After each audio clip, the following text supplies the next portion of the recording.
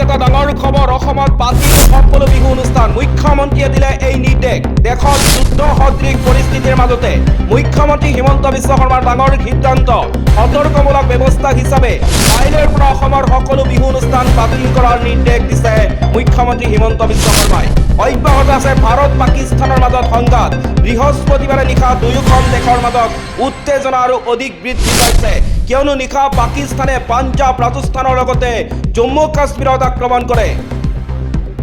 এই যুদ্ধ সদৃশ পৰিস্থিতিৰ বাবে সতৰ্কমূলক ব্যৱস্থা হিচাপে শিক্ষা অনুষ্ঠান বন্ধৰ সিদ্ধান্ত লৈছে বৰ্তমান পাকিস্তানৰ সীমান্তৱৰ্তী ৰাজ্যসমূহৰ বাহিৰেও পশ্চিমবংগ পঞ্চকুলা আৰু চণ্ডীগড় বিদ্যালয়সমূহৰ বাবে বন্ধৰ ঘোষণা কৰা হৈছে তাৰ মাজতে মুখ্যমন্ত্ৰী হিমন্ত বিশ্ব শৰ্মাৰ ডাঙৰ ঘোষণা অসমত 10 মেৰ পিছৰ পৰা সকলো বিহু অনুষ্ঠান বাতিল কৰা হৈছে যুদ্ধকালীন পৰিস্থিতিৰ বাবে এই ঘোষণা মুখ্যমন্ত্ৰী হিমন্ত বিশ্ব শৰ্মাৰ ইতিমধ্যে উত্তৰ পূব সীমান্তত হাই এলাৰ্ট জাৰি কৰা হৈছে মুখ্যমন্ত্ৰীৰ নিৰ্দেশত কটকটীয়া হৈ পৰিছে নিৰাপত্তা বেষ্টনী